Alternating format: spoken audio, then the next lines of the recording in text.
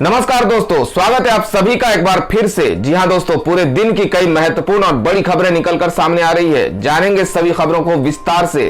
तो दोस्तों, खबरों में आगे बढ़ने से पहले वीडियो को एक प्यार भरा लाइक जरूर कर दें और ताजा खबरों को जानने के लिए चैनल को सब्सक्राइब भी जरूर कर लें। तो देखते हैं पहली बड़ी खबर क्या निकल कर आ रही है। दोस्तों, आज की पहली बड़ी खबर पश्चिम बंगाल से निकल कर आ रही है। बता दें कि बढ़ते कोरोना को देखते हुए ममता ने चुनाव आयोग से की अपील, एक दिन कराए जाएं बचे हुए चारों चरण के चुनाव। बता दें कि देश में कोरोना बेकाबू हो गया है। एक दिन में रिकॉर्ड 2 लाख से अधिक संक्रमण के मामले सामने आए हैं। इस बीच पश्चिम बंगाल में विधानसभा चुनाव भी हो रहे हैं। इस चुनाव में अभी 4 चरण का मतदान बाकी है। इसे देखते हुए पश्चिम बंगाल की मुख्यमंत्री ममता बनर्जी ने चुनाव आयोग को यह सुझाव दिया है कि कोरोना के बढ़ते मामलों को देखते हुए बचे हुए चारों चरण के चुनाव को एक साथ कराए जाएं। ममता बनर्जी का यह सुझाव उस वक्त आया है जब कोरोना के बढ़ते केस को देखते हुए बंगाल चुनाव आयोग ने सर्वदलीय बैठक बुलाई है। आयोग बचे हुए चरणों के चुनाव को लेकर पार्टियों की राय जानेगा। आपको बता दें कि ममता बनर्जी ने पहले भी चुनाव आयोग से एक ही बार में विधानसभा चुनाव कराने की मांग की। चुनाव आयोग ने कहा था कि एक साथ चुनाव करा पाना संभव नहीं है। इस बार ममता बनर्जी ने ट्वीट कर चुनाव आयोग से सिफारिश की है कि बंगाल में कोरोना में बेतहाशा वृद्धि हो रही है, तो बचे हुए 4 चरणों का चुनाव एक साथ कराना चाहिए। दोस्तों, ममता बनर्जी का ये मांग चुनाव आयोग से कितना सही है, आप हमें कमेंट करके जरूर बताएं। तो बढ़ते हैं अगली बड़ी खबर की ओर। दोस्तों, अगली बड़ी खबर पश्चिम बंगाल चुनाव के हवाले से आ रही है। बता दें कि चुनाव आयोग ने पश्चिम बंगाल में बीजेपी चीफ दिलीप घोष पर लगाया 24 घंटे का बैन।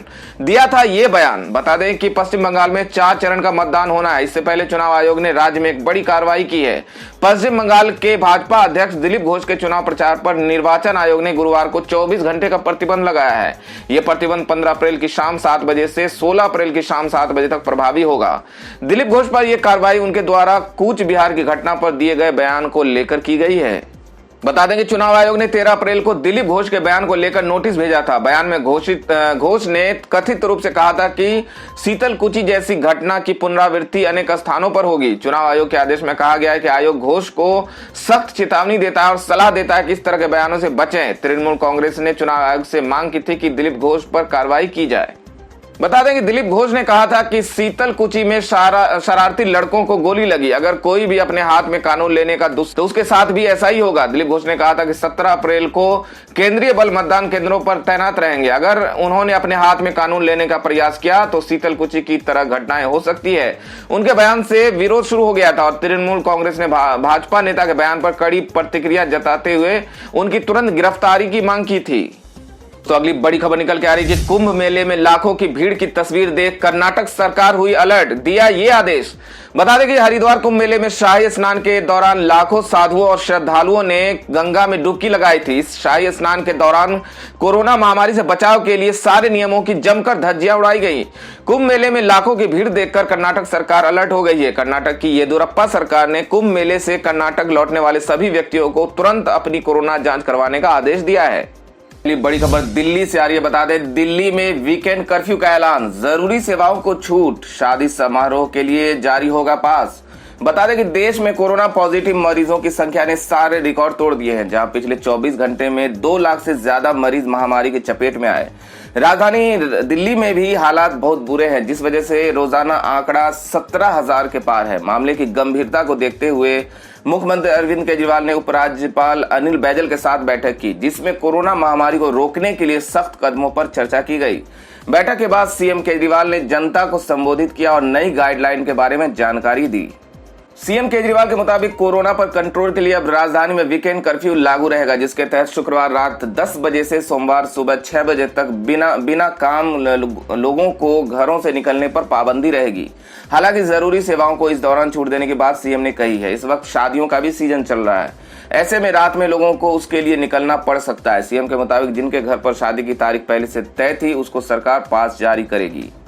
सीएम ने कहा कि वीकेंड कर्फ्यू का सख्ती से पालन करवाने के लिए मॉल, जिम, स्पा, ऑडिटोरियम बंद रहेंगे। इस दौरान सिनेमा हॉल में क्षमता से 30% लोग ही आ सकते हैं, लेकिन रेस्टोरेंट में बैठकर खाने की इजाजत नहीं दी जाएगी। लोगों को होम डिलीवरी और टेक होम की सुविधा पहले की तरह उपलब्ध कराई जाएगी।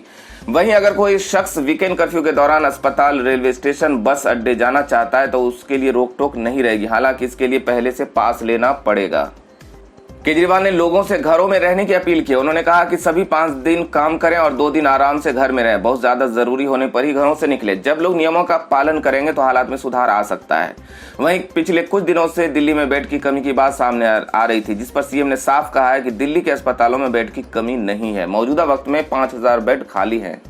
तो दिल्ली सरकार का ये कदम क्या कोरोना महामारी को रोकने में कारगर होगा? आप क्या सोचते हैं इस बारे में हमें कमेंट करके जरूर बताएं। तो बढ़ते हैं अगली बड़ी खबर की ओर।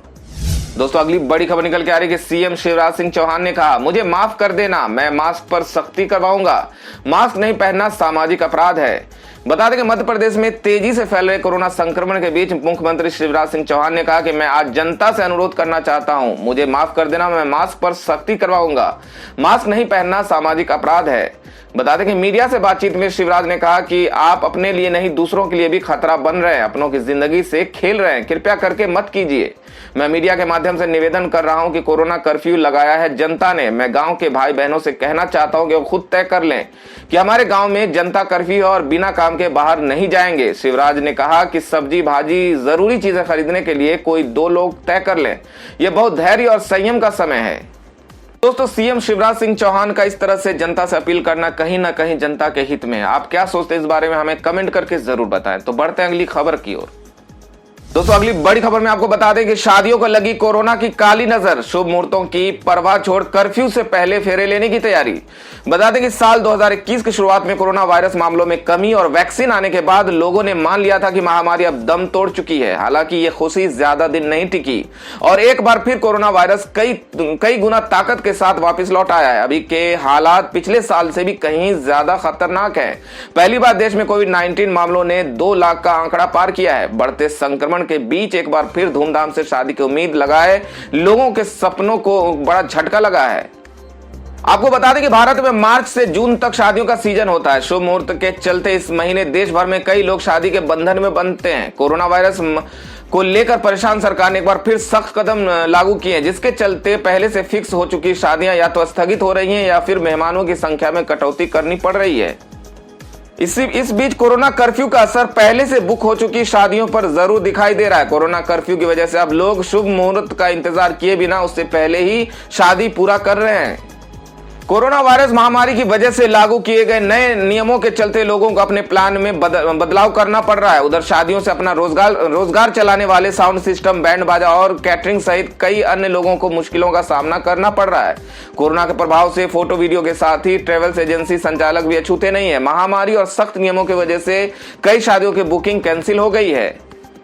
तो दोस्तों, कोरोना महामारी का प्रभाव हर जगह देखने को मिल रहा है। क्या आपके भी किसी परिचित की शादी टल गई है? आप हमें कमेंट करके जरूर बताइए। तो बढ़ते हैं अगली बड़ी खबर की ओर।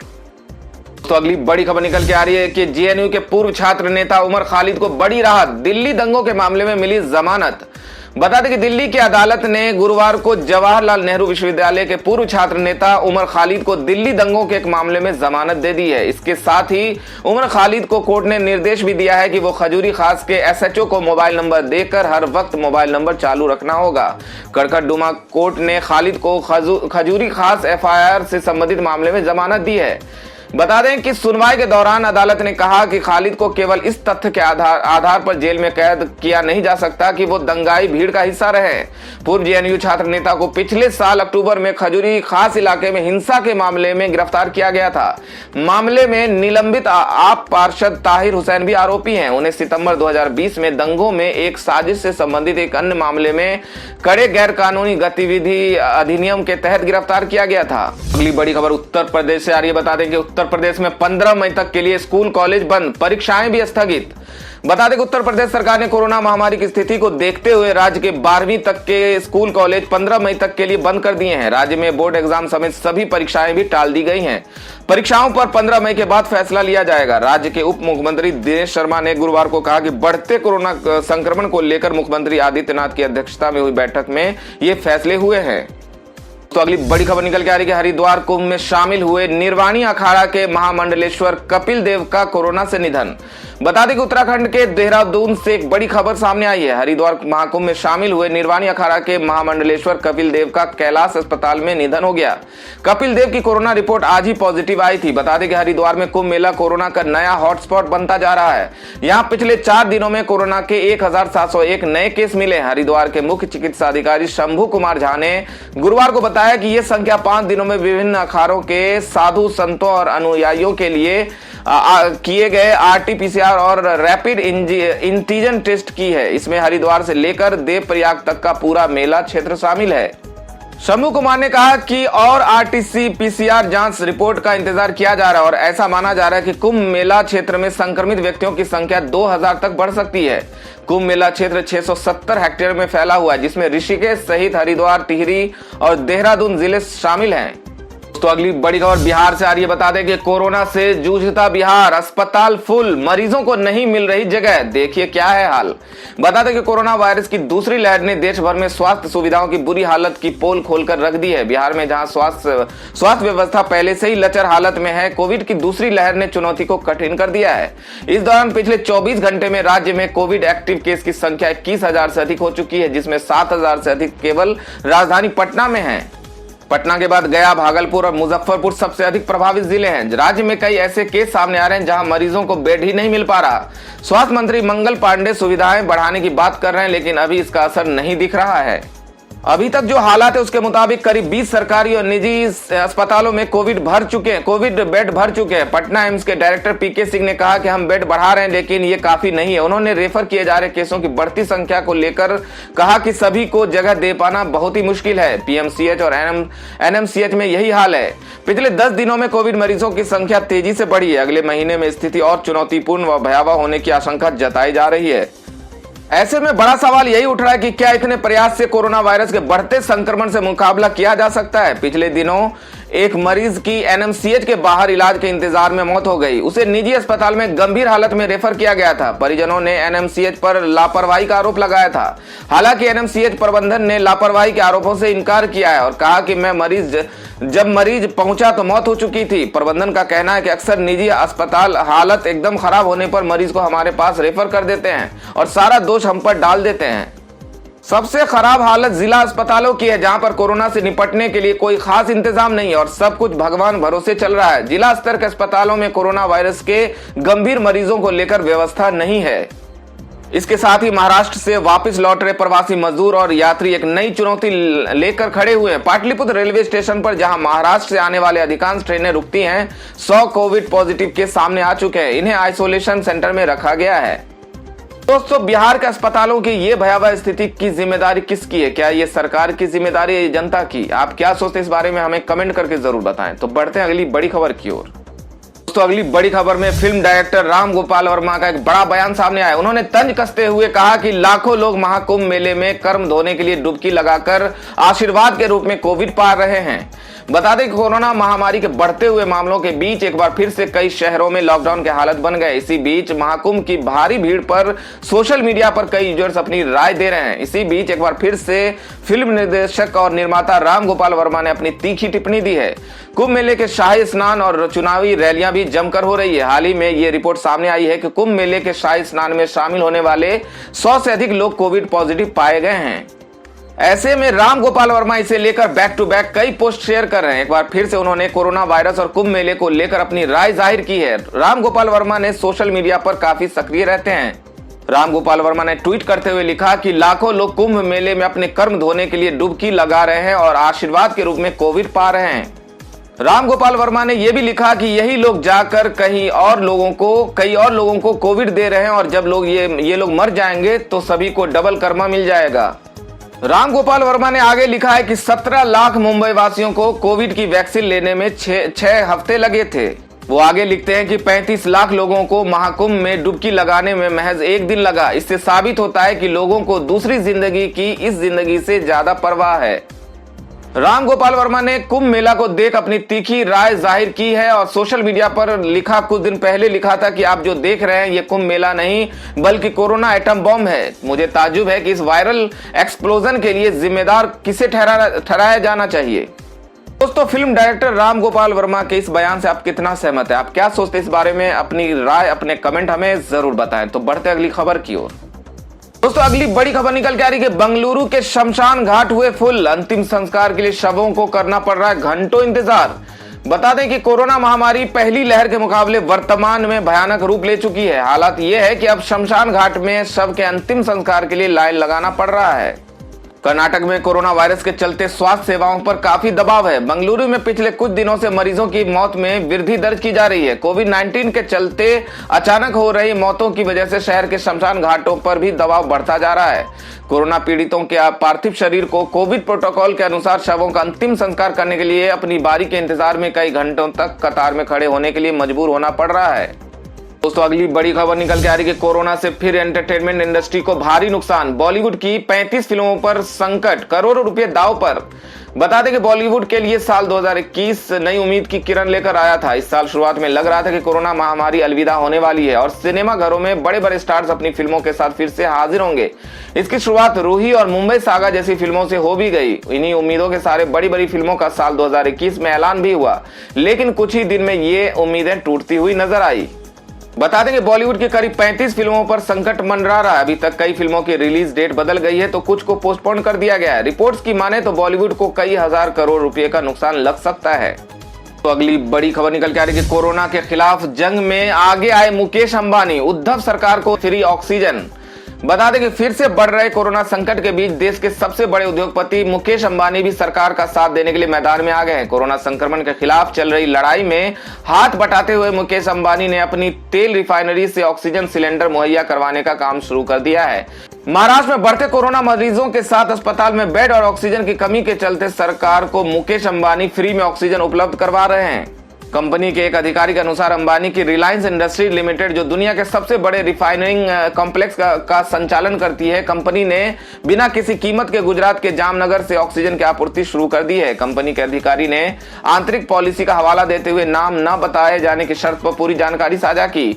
इधर महाराष्ट्र सरकार के शहरी विकास मंत्री एकनाथ शिंदे ने भी ट्वीट कर कहा कि महाराष्ट्र सरकार को रिलायंस से 100 टन ऑक्सीजन गैस उपलब्ध कराई जाएगी। अगली बड़ी खबर में जान लेते हैं आज के मौसम समाचार को। बता दें कि फिर सक्रिय हुआ पश्चिमी विक्षोभ। देश के इन हिस्सों में होगी भारी बारिश और ओलावृष्टि। जाने मौसम विभाग का ताजा अपडेट। बता दें कि देश की राजधानी दिल्ली में तापमान आसमान छू रहा है। तापमान की वजह से लोग गर्मी से बेहाल हैं। वहीं दक्षिण भारत समेत देश के कई हिस्सों में इस सप्ताह के आने वाले दिनों में तेज हवाओं के साथ बारिश और ओलावृष्टि की संभावना बनी हुई है।